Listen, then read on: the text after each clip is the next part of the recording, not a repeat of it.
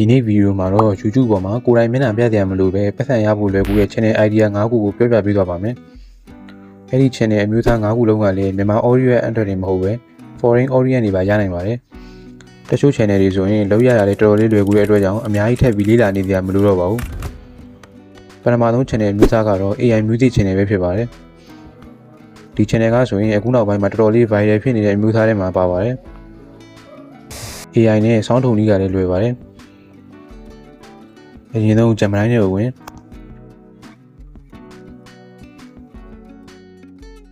ပြီးရင်တော့ဒီမှာ create a music ကိုရွေးမယ်ပြီးရင်ကိုလိုချင်တဲ့ပုံစံကိုပြောလိုက်ပါပြီးရင်ခဏဆောင်ပေးမယ်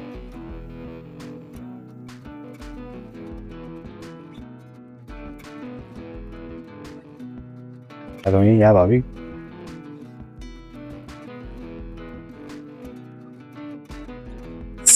Now I'm completely and totally hooked. Is this feeling really just a fantasy running circles through my head constantly?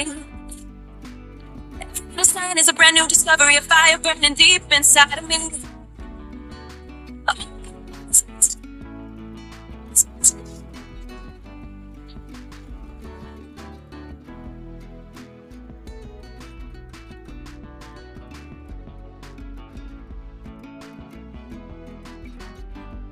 ဒါကတော့နမူနာဆန်းပြတာပါပြီးရင်အဲ့ဒါကိုကို idea နဲ့ပြန်ပြင်ပြီးတော့ YouTube မှာပုံမှန်နေပြီဒီ channel ဆိုရင် total view 9800ရထားတဲ့အတွက်ကြောင့်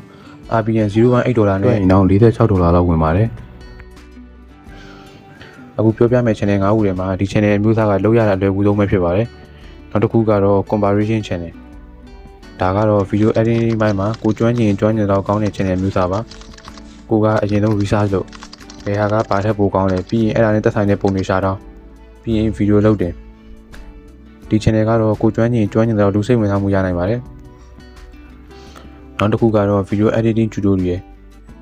ဒီ channel မျိုးစားကတော့ viral ဖြစ်ဖို့မလွယ်တဲ့ evergreen channel မျိုးစားပါ